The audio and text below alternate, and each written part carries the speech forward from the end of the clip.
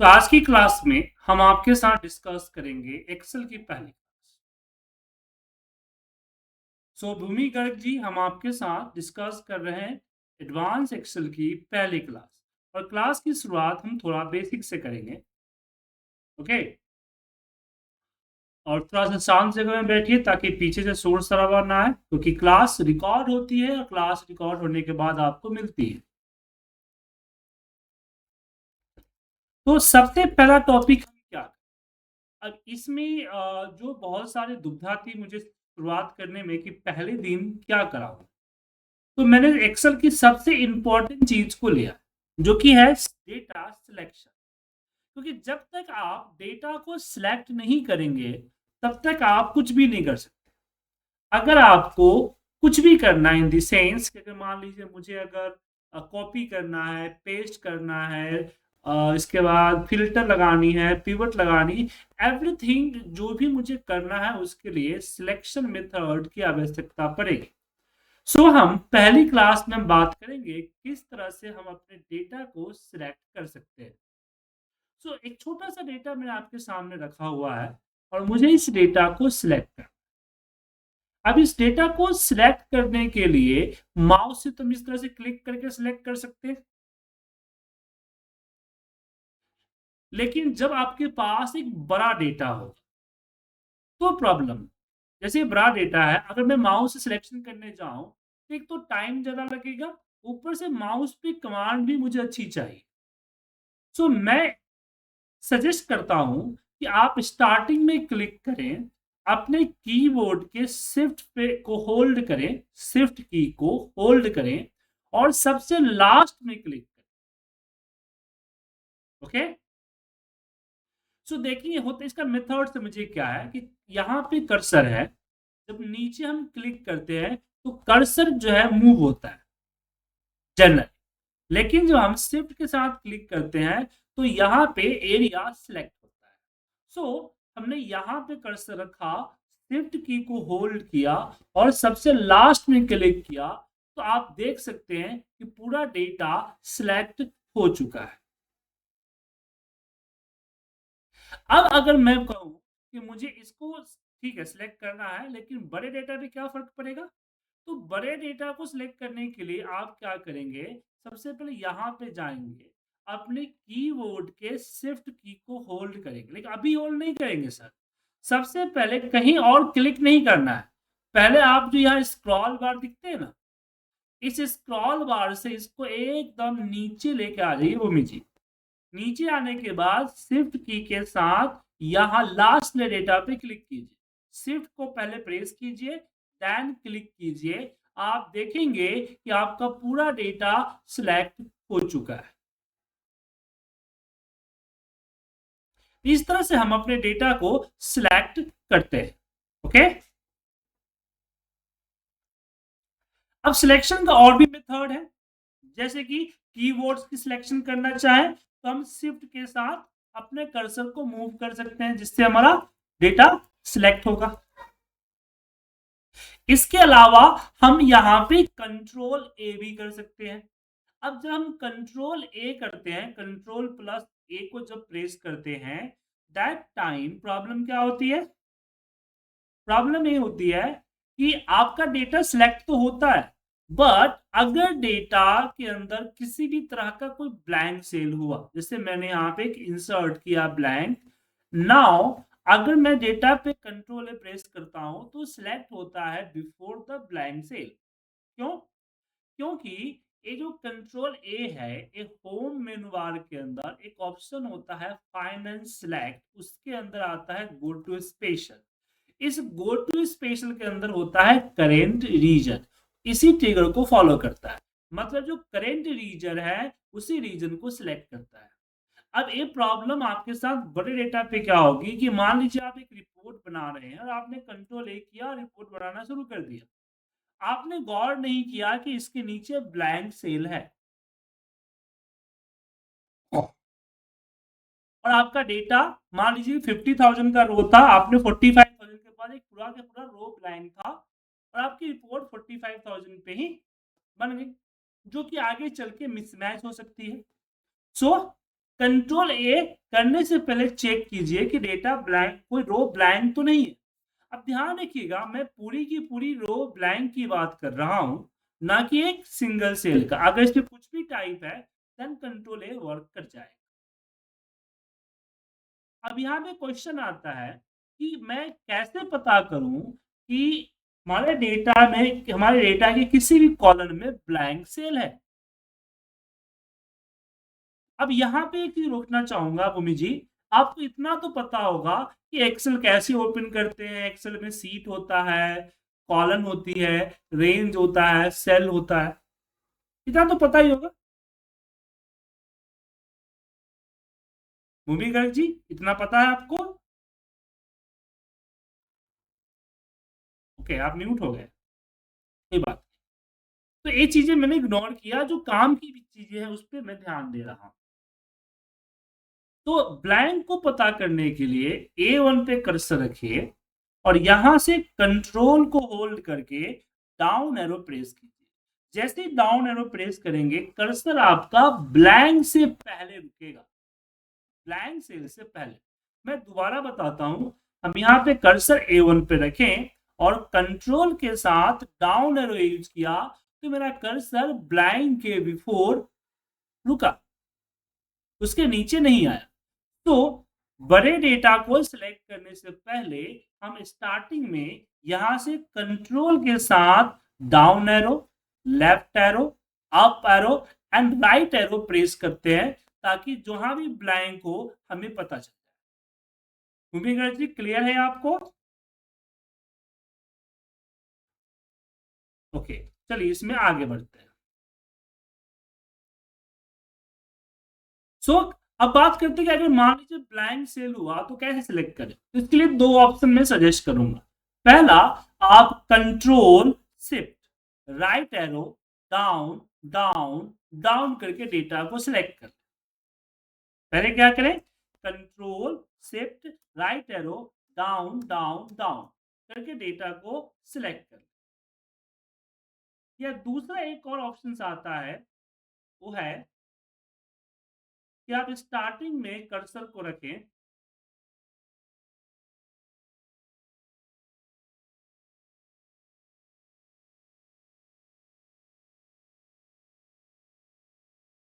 रखें क्या रखें, स्टार्टिंग में यहां पे कर्सर को क्लिक करें और कंट्रोल शिफ्ट, और आपके यहाँ एक पेज डाउन, इसका पेज डाउन के पहले एंड, END एंड प्रेजेंट वाला एंड नहीं, जो END एंड होता है उसको प्रेस करेंगे तो यहाँ देता END एंड बटन।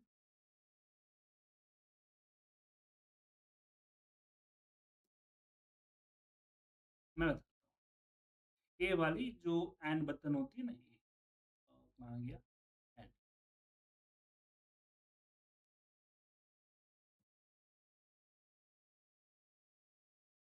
होनी चाहिए। देखिए इसकी जगह कोई और होगा।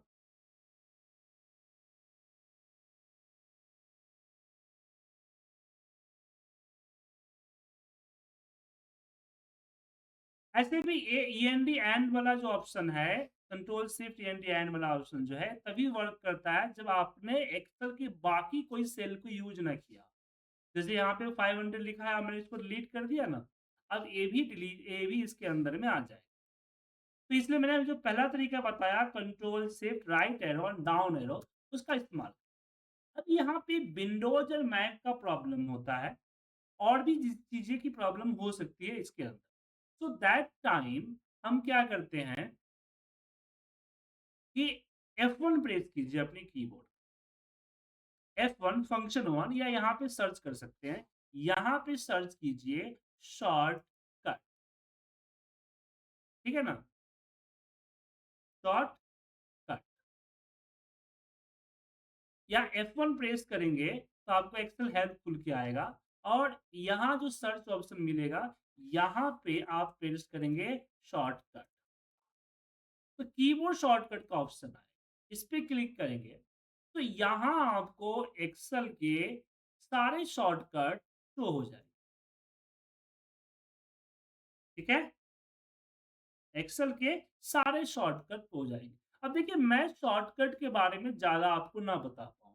इसके पीछे रीज़न ये है कि मैं जब से क्लासेस शुरू किया है तब से शॉर्टकट का इस्तेमाल बहुत कम कर दिया है। क्योंकि अगर मैं शॉर्टकट का इस्तेमाल करूँगा तो प्रॉब्लम क्या होगी कि आपको पता नहीं चलेगा कि मैंने क्या किया। सो शॉर्टकट आपको यहीं से देखना होगा। ठीक है? इसलिए मैंने पहली क्लास में ही शॉर्टकट्स निकालना सिखाया।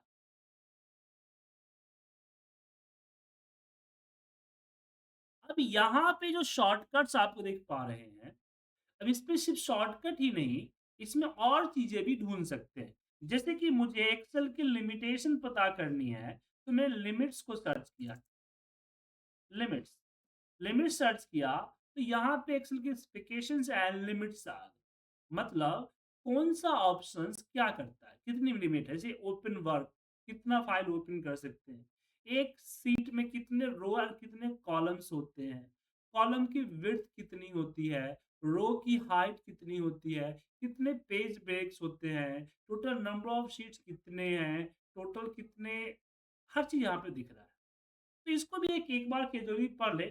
कुछ इंटरव्यू में ऐसी पूछ दी जाती है, तो आप थोड़ा-सा इसको कैजुअली पढ़ लेंगे तो बेटर होगा। इसके अलावा और भी कुछ ढूँढना है, जैसे कि एक्सेल की सबसे पॉपुलर फ़ॉर्मूला जो कि है वी-लुकअप। अब इस वी-लुकअप को भी आप करेंगे तो देखिए यहाँ पे वी-लुकअप के बारे में पूरी डिटेल, साथ में इसकी सैंपल डेटा, हर चीज़ आपको मिल जाएगी। तो मेरा कहने का मतलब है कि आपको जब कुछ प्रॉब्लम होती है, तो जनरली आप गूगल पे जाते हैं। बट गूगल पे दी गई इन्फॉर्मेशन 100% करेक्ट हो, इसकी गारंटी नहीं है। बहुत सारे फीचर्स में आपको नहीं मिलेंगे। तो दैट टाइम हम वी लुकअप या कुछ भी सर्च करने के लिए एक्सेल ऐप का यूज़ करते हैं क्योंकि यहाँ पे करेक्ट इन्फॉर्मेशन है प्रूफ रीड के साथ। ओके? तो एक एक एक्सेल की हेल्प एंड सपोर्ट का यूज़ करना सीख गए।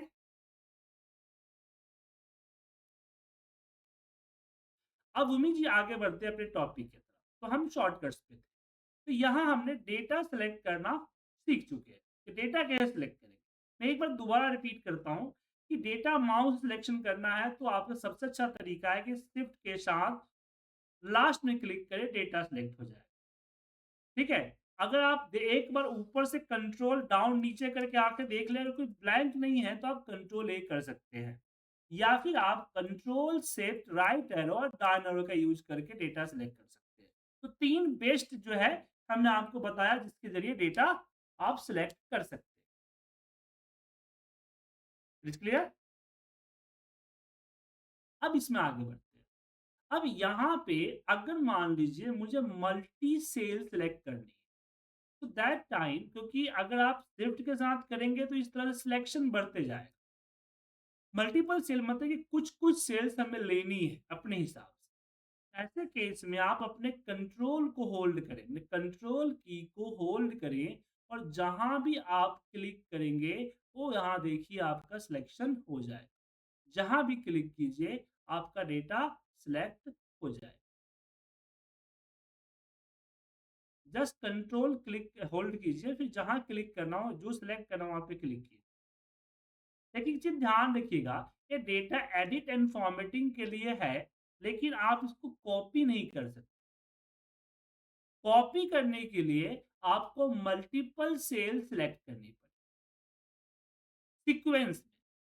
देखिए यहाँ पे सिलेक्ट किया और यहाँ पे सिलेक्ट किया, तो कॉपी कर सकता हूँ। या सिंगल-सिंगल सेल भी मैं सिलेक्ट कर सकता हूँ बट एक सीक्वेंस में, मतलब कि जिस रो है या जो कॉलम है, उसी में अब यहाँ एक ध्यान रखिएगा, हम सिलेक्ट अलग-अलग जगहों पे करेंगे, कॉपी भी करेंगे, लेकिन जब पेस्ट होगा, तो ये सीक्वेंसली पेस्ट ओके? अब इसका यूज़ एक जगह और करते हैं। जब मैं कंट्रोल एन करता हूँ और मैं यहाँ पे एक नई फाइल लिया और यहाँ पे कई सारे हमने शीट इंसर्ट कर अब मुझे क्या करना है कि हर शीट में जाके डेट टाइप करनी है,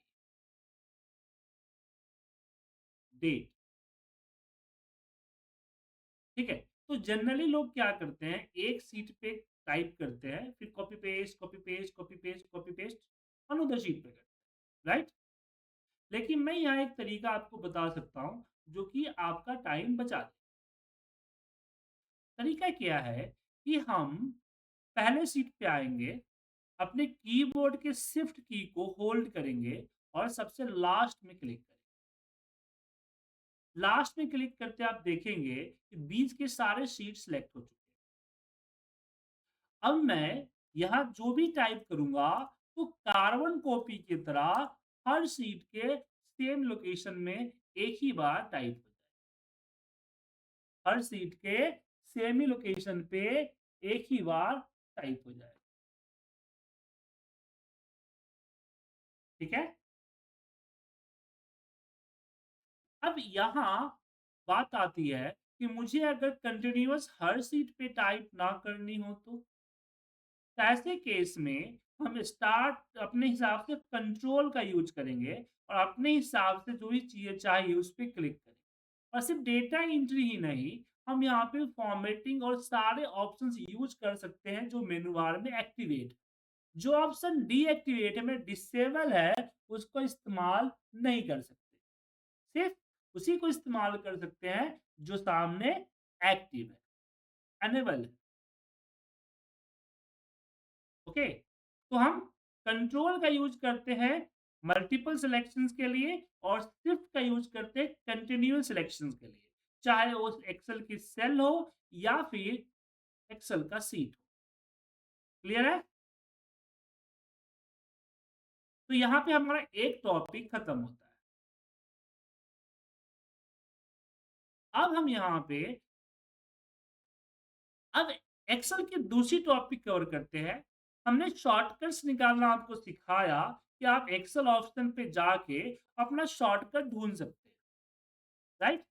लास्ट टॉपिक में अब यहाँ पे बात आती है कि अगर मुझे कुछ ऐसे ऑप्शंस हैं जिसकी शॉर्टकट्स अवेलेबल नहीं है या मुझे याद नहीं है कि शॉर्टकट क्या है।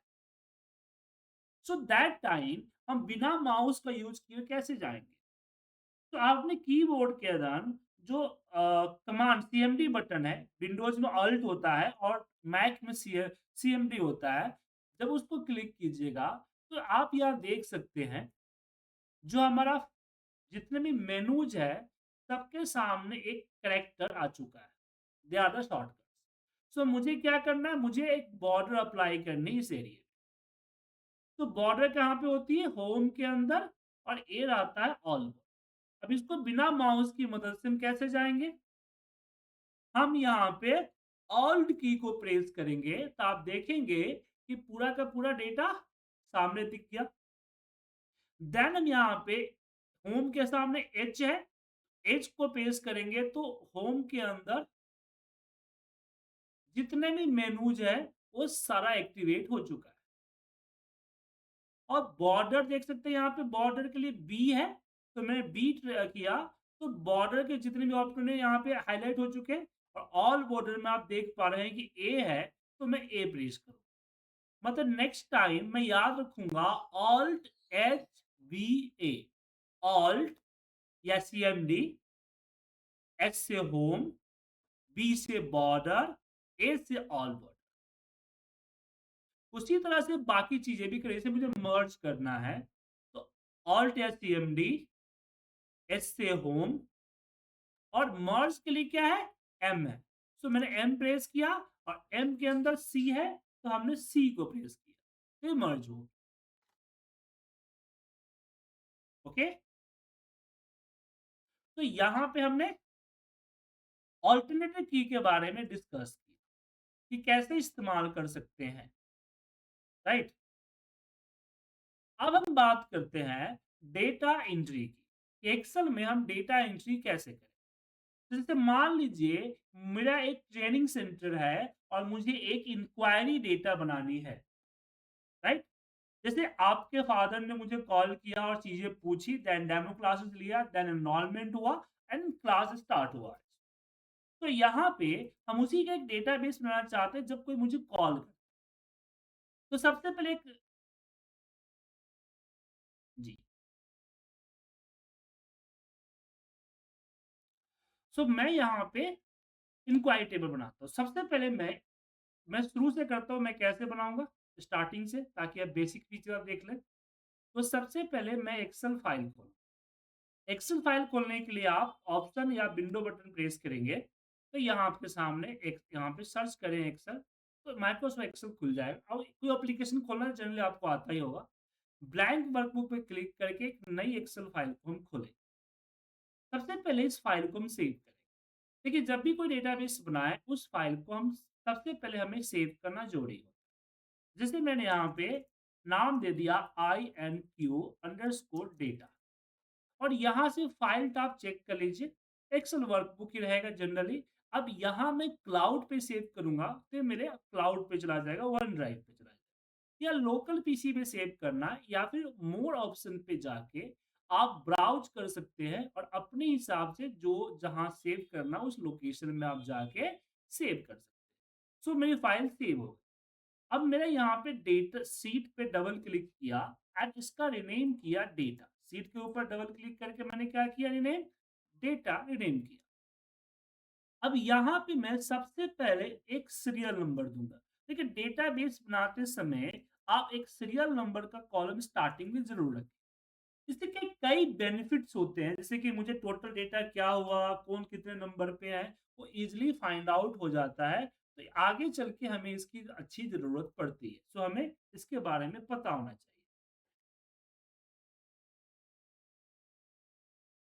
Okay?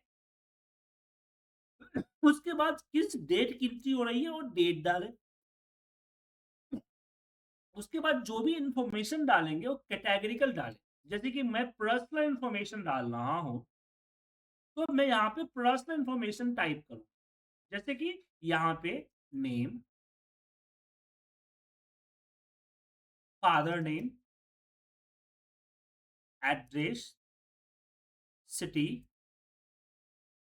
Country and zip code या पिन नंबर।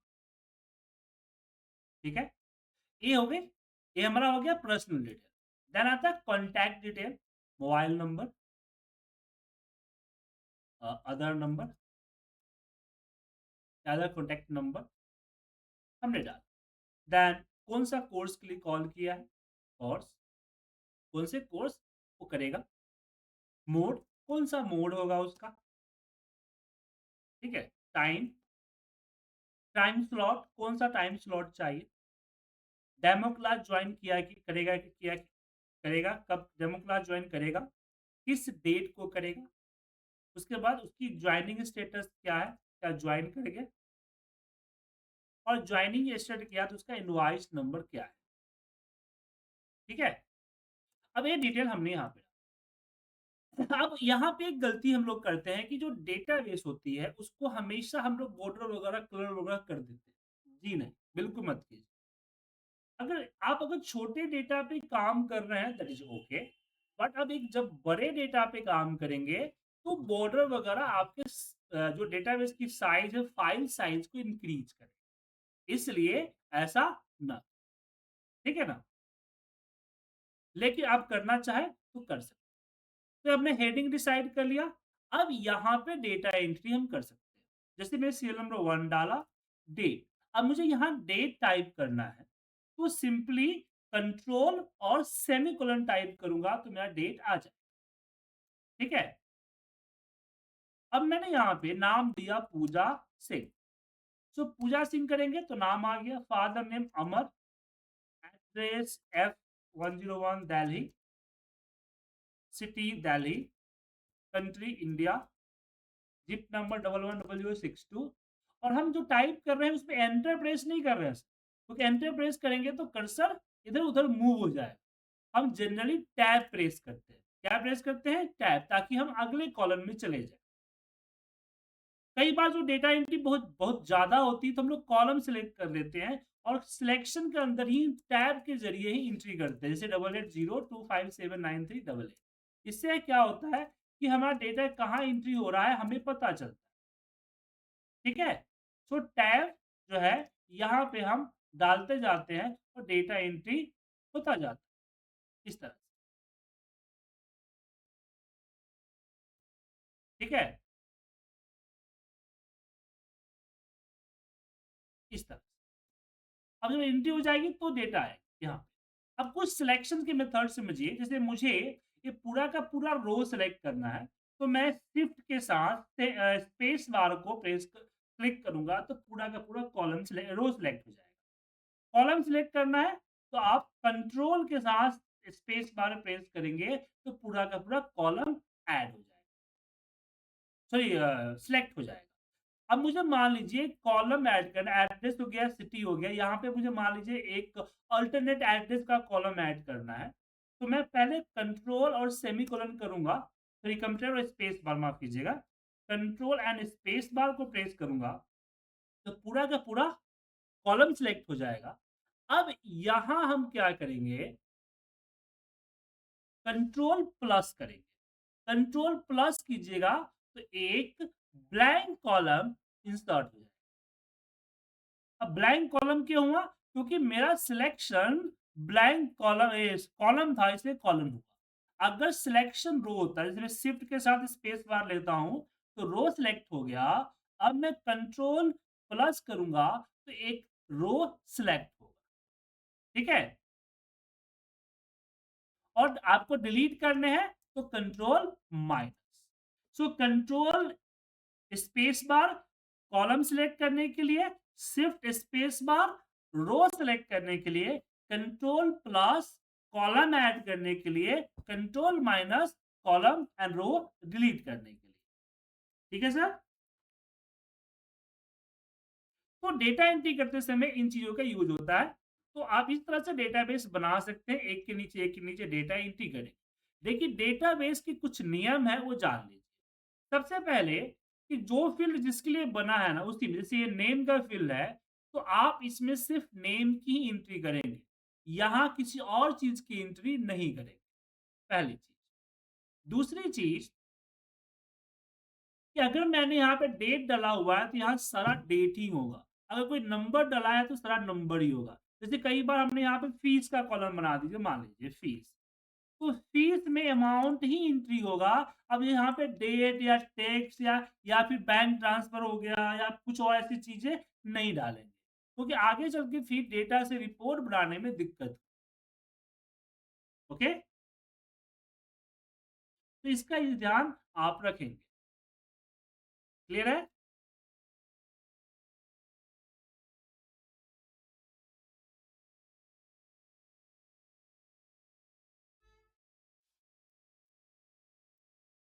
तो यहाँ हमने डेटा एंट्री करना भी आपके साथ डिस्कस कर लिया। अब हम तीसरी टॉपिक की तरफ बढ़ेंगे, जो कि है ड्रैगिंग सिस्टम।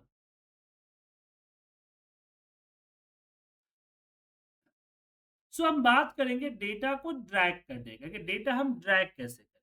जैसे मान लीजिए मुझे यहाँ सीरियल नंबर ही देना है, तो मैं यहाँ पे 1 लिखूंगा, 2 लिखूंगा, और इस 1 एंड 2 को सेलेक्ट करके नीचे की तरफ ड्रैग करूंगा, तो पूरा का पूरा नंबर आ जाएगा सीक्वेंस में। अब 1 एंड 2 सेलेक्ट करने के पीछे का पर्पस ये है कि दोनों के बीच में जो गैप होगा, उसी गैप को कंटिन्यू करके वो आगे करेगा। जैसे मैंने यहाँ पे 1 और 3 कर दिया, 3 कर दिया, 1 एंड 3, सो 1 एंड 3 सिलेक्ट होगा और नीचे की तरफ ड्रैग करेंगे, तो आप देख सकते हैं कि नीचे तक ये पूरा का पूरा फुलफिल हो गया, उसी उसी गैप। और सेम हम डेट में भी करेंगे। अगर मान लीजिए अगर आपको इस फरवरी महीने का पूरा डेट मुझे लेना है, तो उस केस में यहाँ हम क्या करेंगे, यहाँ पे हम डेट देंगे और सिर्फ एक डेट लिखना है। जैसे फरवरी जो है, अब मेरा सिस्टम क्या है, वो है हमारा DDMM पे है। तो मैं 2/2 करूँगा, मैं डेट और मंथ लिखूँगा और डेट ऑटोमेटिक आ जाएगा। अब मैं इसको नीचे की तरफ ड्रैग करूँ, तो नेक्स्ट डेट ऑटोमेटिक आएगा। तो यहाँ पे 2 एंड 3 फरवरी लिख के फिर सिलेक्ट करने की ज़रूरत नहीं है। इसी को सिलेक्ट करके हम नीचे की तरफ ड्रैग करेंगे, तो नीचे की तरफ ये पूरा का पूरा ड्रैग हो जाएगा। अब यहाँ पे मान लीजिए कि मुझे कोई कुछ ऐसा कोड है, जैसे कि प्रोडक्ट, और मुझे यहाँ पे प्रोडक्ट 1, प्रोडक्ट 2, प्रोडक्ट 3 का ड्रैग करना है, या डेज है, डेज 1, डेज 2, डेज 3 ड्रैग करना है। तो आप इसको सिलेक्ट करके ड्रैग करेंगे कि आपका 1, 2, 3, 4, 5 आ जाए। लेकिन ध्यान रखिएगा कि अगर आपने 1 डॉट प्रो कर दिया या 1 डॉट डे कर दिया, तब नीचे की तरफ ड्रैग करेंगे तो नहीं आए। नंबर इंक्रीज़ उसी टेक्स्ट के साथ जब नंबर होगा, तो वही इंक्रीज़ होगा जिसके लास्ट में नंबर दिया हुआ है। जिसके लास्ट में नंबर नहीं है, वो ड्रैग नहीं होगा। मतलब इस ड्रैग होगा, कंटीन्यूअस नहीं है।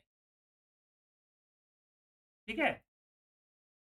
अब उसी तरह से मान लीजिए यहाँ पे मुझे मंथ ऐड करना, जैसे जैन 2025, फ़ैब 2025, तो मैंने यहाँ पे अगर जैन 2025 इस फॉर्मेट में हुआ, 2025 इस फॉर्मेट में हुआ, तो मैं ड्रैग करूँगा तो जैन, फ़ैब, मार्च आ जाएगा। लेकिन अगर डेट के फॉर्मेट में हुआ या इसके आगे 1 जैन डेट लगा हुआ तो नहीं होगा। तो आप जो है यहाँ नंबर फॉर्मेट के में जाके डेट डेट में जाके उसी तरह का फॉर्मेट चूज़ करेंगे या फिर कस्टम फॉर्मेटिंग से हम फॉर्मेट बनाएँगे, तभी जाके वो इस तरह का फॉर्मेट दिखेगा। तो मंथ आपका ड्रैग, ठीक है? अब यहाँ पे मंथ की सिस्टम हो गई बात।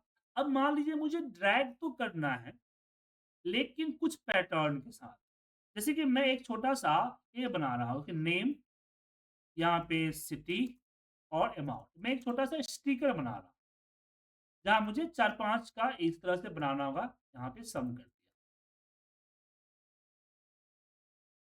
सम का कॉमा लगा दिया और इसको मर्ज कर दिया। अब मैं चाहता हूँ कि सेम चीज़ यहाँ एक रो छोड़ के यहाँ पे आ जाए, फिर दूसरा यहाँ पे आ जाए।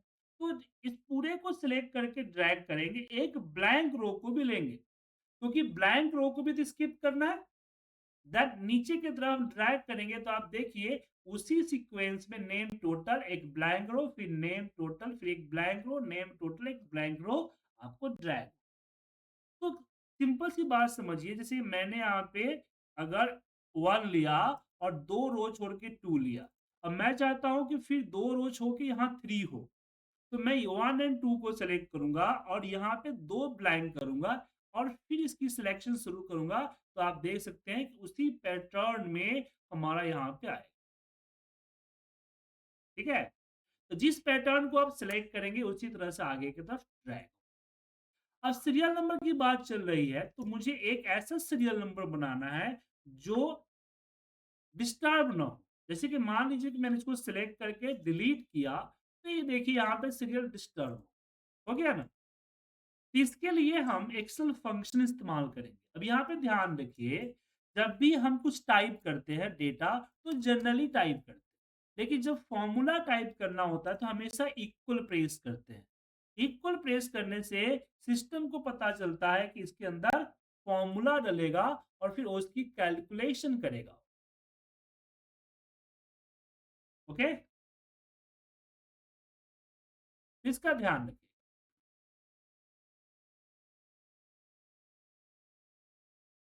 तो ऐसे केस में मैं यहाँ पे एक रो नाम का फॉर्मूला इस्तेमाल रो नाम का फॉर्मूला सिंपल क्या करता है, जिस सेल में मैं लगाऊंगा उस सेल का वो रो देता है। जिस सेल में लगाऊंगा उस सेल का रो नंबर देता है। बट यहाँ तो वो 2 आया, मुझे तो 1 चाहिए था। तो यहाँ हम कर देंगे -1 और फिर इसको लेंगे और नीचे की तरफ ड्रैग करेंगे। अब बीच में से अगर डिलीट होगा, तो देखिए 3 एंड 4 को लीड कर रहा हूँ तो ऑटोमेटिक सीरियल नंबर अपने आप को सही कर, समझ गए?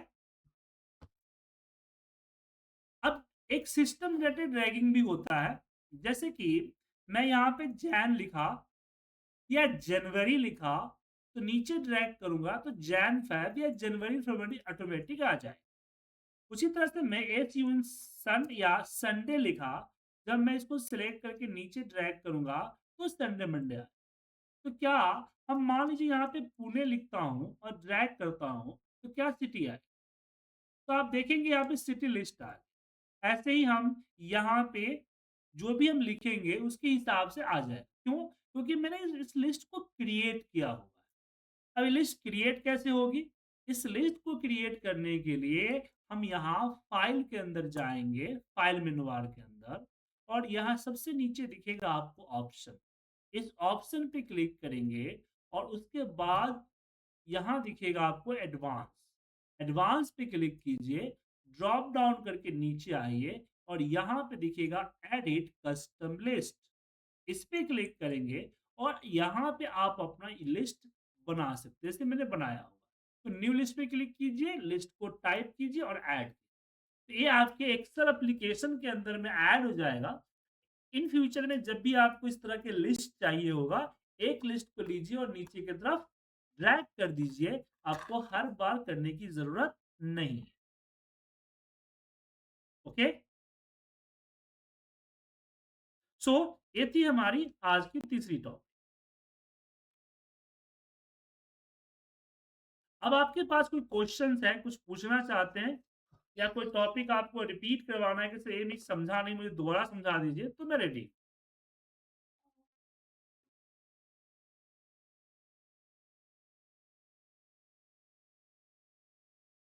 हुँ, हुँ। नहीं, नहीं, नहीं। हाँ, आपको वन टाइम बनाना पड़ेगा, बार-बार नहीं। एक बार बना के एक्सेल के अंदर में आपने डाल दिया, तो वो आपका फिक्स हो जाएगा। जैसे यहाँ पे फिक्स हुआ ना, आपके सामने मैंने दोबारा थोड़ी बनाया है, बना हुआ है। तो ऐसे लिस्ट आप बना सकते हो। वन टाइम तो आपको बनाना पड़ेगा या फिर कहीं पे आपने टाइप कर रखा है एक्सेल पे, तो सिलेक्ट करके इम्पोर्ट कर लीजिए यहाँ से। ओके? चलिए।